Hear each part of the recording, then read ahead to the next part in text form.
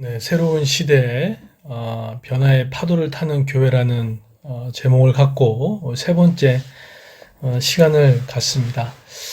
여러분 혹시 이렇게 아침에 이렇게 설교 말씀을 들을 때 여러분 어떤 생각이 드십니까? 뭐 내 현실 가운데 이 말씀이 맞지 않아서 혹시나 말씀을 듣는 것이 오히려 시간 낭비처럼 느껴지십니까? 아니면 말에 능력 계신 하나님께서 이 말씀을 통해서 일하실 것을 기대하며 듣습니까? 내가 어떤 말을 듣느냐에 따라서 우리의 인생은 크게 달라질 수 있습니다. 저는 점점 나이가 먹을수록 전문가의 이야기, 또 앞서간 사람들의 이야기, 물론 하나님만큼 100% 신뢰할 수 있는 부분은 아니지만 그래도 그 부분을 통해서 많은 도움을 받고 인도를 받는 것을 경험하게 됩니다. 여러분, 기독교인이라는 것은요, 성경의 권위에 우리가 생각과 마음을 고쳐먹을 줄 아는 자세가 너무나 중요합니다. 그래서 이렇게 성경의 권위에 두고 있는 사람들 보면 뭔가 안정감이 있어요. 안정감이 있고, 그래서 목회자도 이렇게 설교를 할 때 성경에 근거된 말씀하고 있는지를 잘 하는 것이 너무나 중요합니다. 흔들리고 불안하고 두려운 마음이 있다면 다시금 말씀에 불변에 변하지 않는 하나님의 말씀을 오늘 함께 듣기를 소망합니다.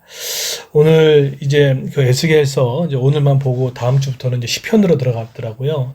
그래서 오늘 마지막 한번 달아보겠는데 47장까지는 하나님의 최종적인 구원의 완성을 그리고 있습니다. 그래서 생명의 광의 환상과 땅의 분배라는 차원에서 이렇게 묘사되고 있습니다. 저는 소망돼요.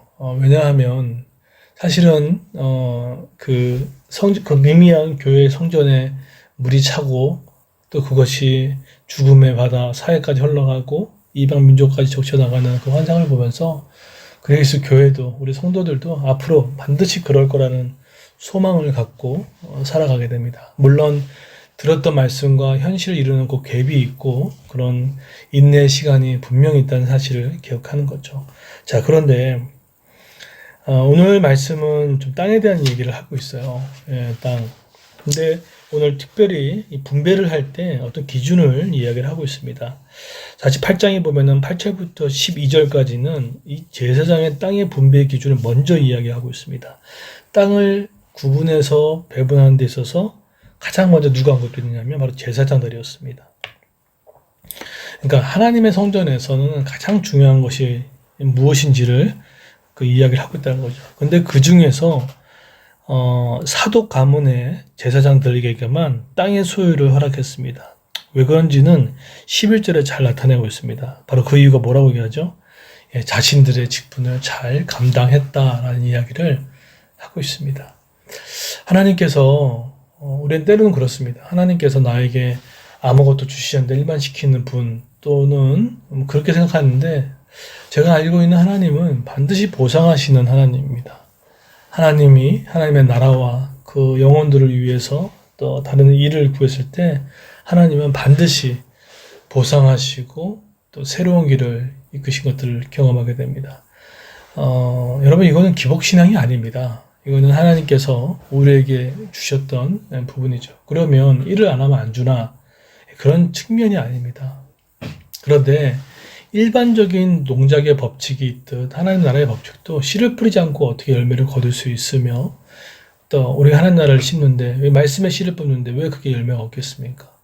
여러분 힘들고 어려울 때 자꾸 세상 사람들은 자기를 더 챙기는 쪽으로 가는 것이 있죠. 근데 그것이 필요합니다. 그런데 여러분 정말 진짜 문제가 풀리기 위해서는요. 하나님의 나라와 또 교회 공동체와 또 영혼들을 위해서 또 사회적 약자를 위해서 도울 때 오히려 문제가 해결되는 것을 반드시 경험하게 될 겁니다. 오늘 보세요. 자신의 직분을 잘 감당했기 때문에 라는 이야기를 하고 있습니다. 자, 그리고 나서 어떤 기준이 있냐면 근데 레인의 땅의 권리에 제한을 합니다. 13절 14절에 보시게 되면 되게 엄격한 제한을 하고 있어요. 그러니까 오히려 제사장의 땅에서는 상당히 강하게 얘기하는 반면에 레인의 땅에서는 엄격한 제한이 일어나고 있다는 거예요. 그 얘기는 뭡니까? 자신들의 땅과 그 땅에 나는 열매에 대해 권리 주장을 할 수 없다는 거예요. 이 이야기는 그 땅의 소유자가 누구임을 얘기하고 있습니까? 하나님을 얘기하고 있습니다. 여러분, 따라서 이 얘기는 우리가 모두가 소유하고 있는 모든 것이 하나님께로부터 위임받은 것 사실을 깨닫고 또 청직으로 그 생활을 감당하는 것이 필요합니다. 어떤 교회에서 그 나들목 교회죠. 거기서는 이 11조 헌금을 청지기적 헌금이라고 표현하더라고요. 예? 그 말이 좀 정확하다는 생각이 들어요. 사실은 모든 것이 소유자가 하나님이심을 고백하고 그 소유된 그 물질이 11조와 감사 헌금을 통해서 복음을 전파하고 이웃들을 위해 쓰임받는 근데 쓰임받게 할 수 있게끔 하는 부분들. 청지기적 헌금, 그거 참 좋은 의미인 것 같아요. 근데 그걸 들으면서 어떤 생각입니까? 이게 하나님께 왔구나. 내게 아니구나. 흘려보내겠구나. 우리 가정에 쓸 것이 필요도 하지만 흘려보내는 것이구나라는 생각들이 듭니다.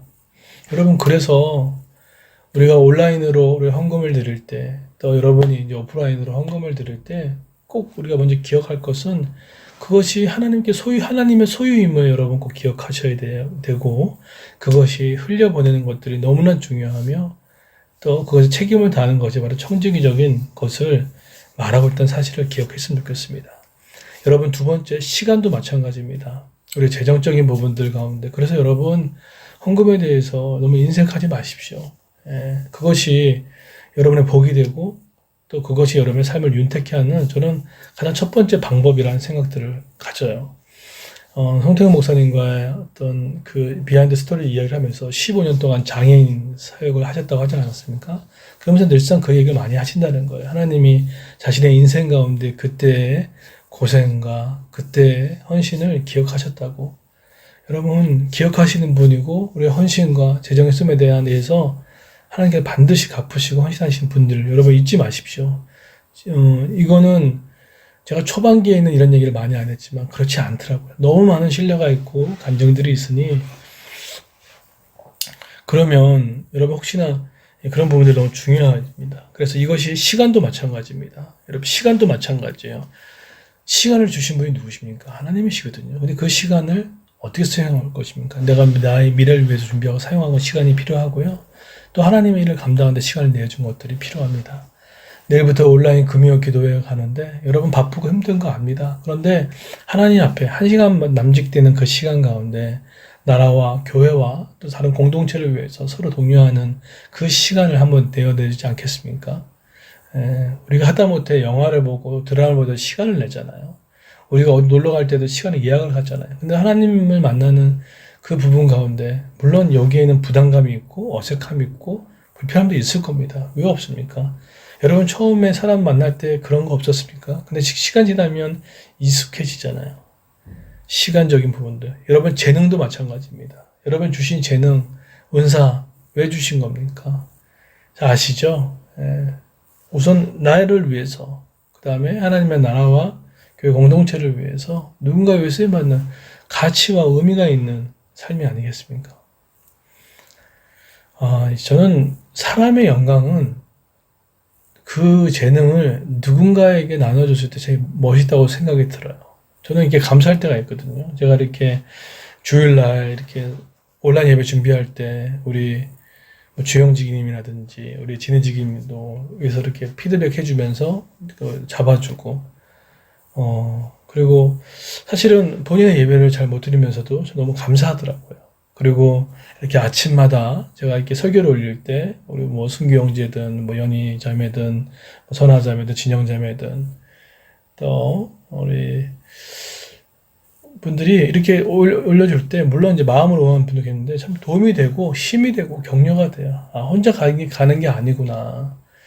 그리고 또한 이렇게 온라인에 얘기했을 때 피드백을 주고 여러분 그것이 마음이 없으면 안 되는 거거든요. 근데 여러분만은 보여주는 그런 재능들이 있잖아요.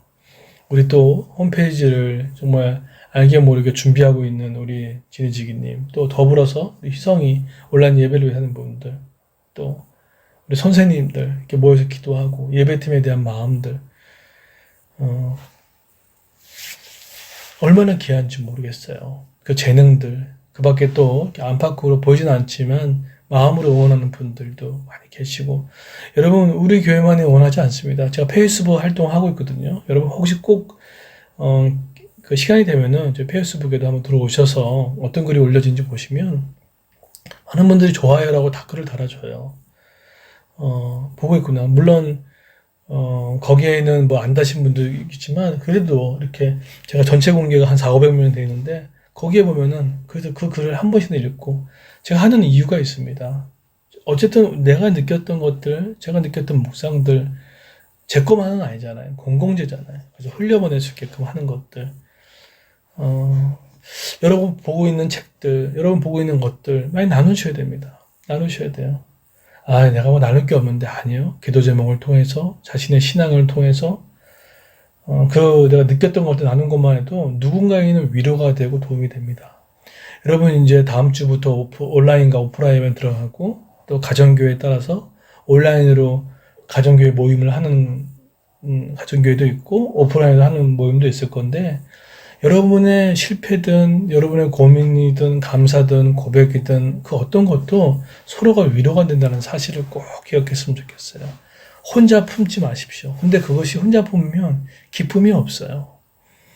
저는 요즘에 많이 생각하는 것 중에 하나가 어떻게 하면 제가 배우고 있는 것들, 느꼈던 것들을 흘려보낼까 이 생각을 하고 살으니까 오히려 더 새로운 창조적 일들이 많이 생기더라고요. 마지막으로 15절부터 20절까지는 성읍의 땅의 역할을 합니다. 이 얘기는 뭐냐면 이 성읍의 땅이 이 중심적 역할이 백성들의 삶을 유지하는 공간으로 사용되는 것을 이야기를 하고 있습니다. 그 얘기는 하나님께 드려진 땅들이에요. 그렇지만 백성들의 일반적인 삶을 가능케 하는 생활 터전도 얘기하고 있습니다. 그래서 이 얘기는 하나님께서 영과 육을 포함한 전 인격의 관심을 가지고 계심을 보여주고 있다는 거예요. 여러분 지금 육아하는 관심 많으세요. 그렇죠? 여러분 직장 관심 많으십니다. 미래 준비 관심 많으십니다. 크고 작은 모든 것들 하나님 관심을 가지세요. 왜냐하면 하나님은 온 우주 하나님이시죠. 그래서 이 이야기는 내가 어떤 일을 하든 무슨 일을 하는지 보시고 관심 있게 보신다는 사실을 꼭 기억했으면 좋겠습니다. 그런 하나님께 찾아간 저 여러분 되기를 예수 이름으로 축원드리겠습니다.